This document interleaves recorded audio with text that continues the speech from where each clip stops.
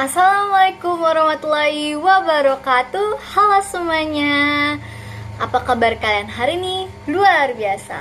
Perkenalkan, nama saya Lila Delisha Cahyani dari kelas 11 Akuntansi 3. Hari ini saya akan mempresentasikan mengenai teknik gaya renang. Salah satu teknik gaya renang yaitu teknik gaya renang kupu-kupu atau dolphin. Mari kita membahas tentang pengertian dari teknik renang kupu-kupu atau dolphin. Baik, teknik renang gaya kupu-kupu atau butterfly stroke adalah salah satu teknik renang yang paling sulit dikuasai.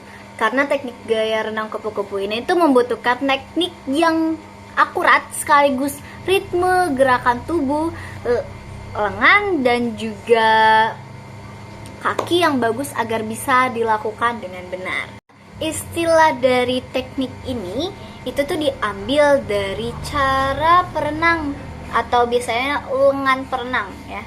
Jadi dari teknik ini tuh diambil nama butterfly itu karena teknik lengan dari perenang. Nih. Jadi kayak tekniknya yang seolah-olah seperti sayap, terbuka seperti sayap. Nah, sebelum para sobatku ini terjun langsung ke kolam renang, akan berikut untuk sedikit penjelasan mengenai teknik renang gaya kupu-kupu atau butterfly stroke yang perlu kalian semua pahami terlebih dahulu. Yaitu pertamanya adalah dari posisi dan postur tubuh. Nah, posisi dari postur tubuh untuk teknik ini yaitu tubuh akan membentuk gerakan gelombang selama berenang dengan gaya kupu-kupu.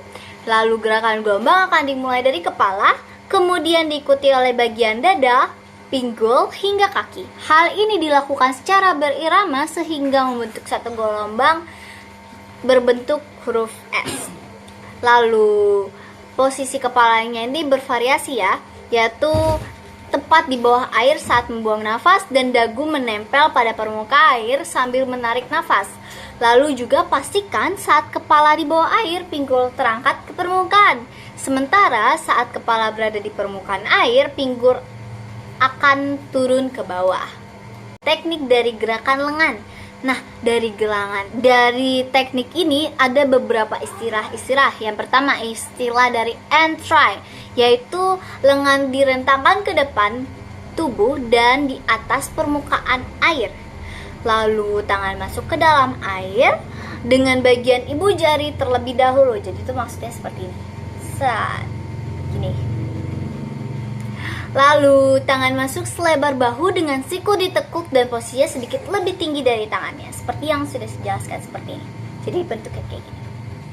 Lalu yang kedua ada istilah dari catch, yaitu saat memasuki air.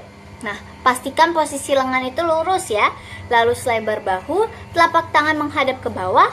Lalu lakukan gerakan menekan tekan ke bawah dan keluar dengan kedua tangan secara bersamaan. Kayak gini sih. Pastikan tuh jadi kayak gini. Oke, lalu selanjutnya istilah lain adalah pull atau tarik tangan ke arah tubuh dalam gerakan setengah lingkaran. Terus bagian telapak tangan itu menghadap keluar dan jaga siku Anda lebih tinggi dari tangan Anda. Lalu yang terakhir adalah istilah dari recovery, yaitu setelah kedua tangan mencapai paha pada akhir tarikan, sapukan kedua tangan ke atas air secara bersamaan, lemparkan tangan ke depan dan posisi awal dan ulangi lagi gerakannya. Yang ketiga yaitu adalah gerakan kaki. Nah, gerakan kaki itu adalah berupa setelah lengan masuk ke dalam air, lakukan tendangan kecil untuk menyeimbangkan posisi tubuh.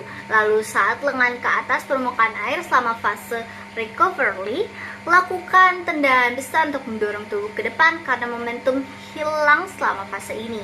Jadi tuh kakinya tuh kayak gimana ya? Pokoknya kakinya kayak gini.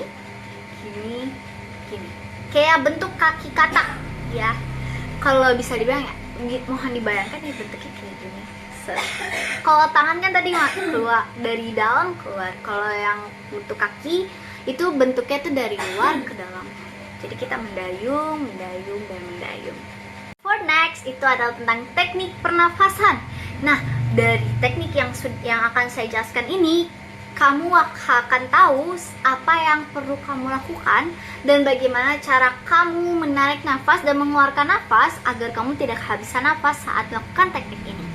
Nah, yang pertama itu adalah tarik nafas pada saat dimulainya fase recovery.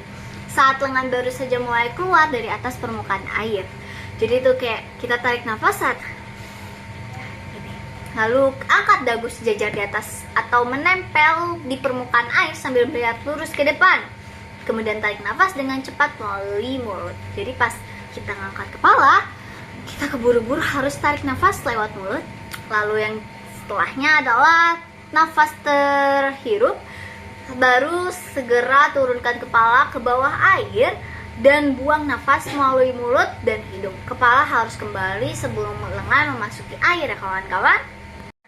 Setelah saya menjelaskan sedikit mengenai teknik dari butterfly ini, selanjutnya saya akan menjelaskan nih manfaat dari gaya kupu-kupu ini.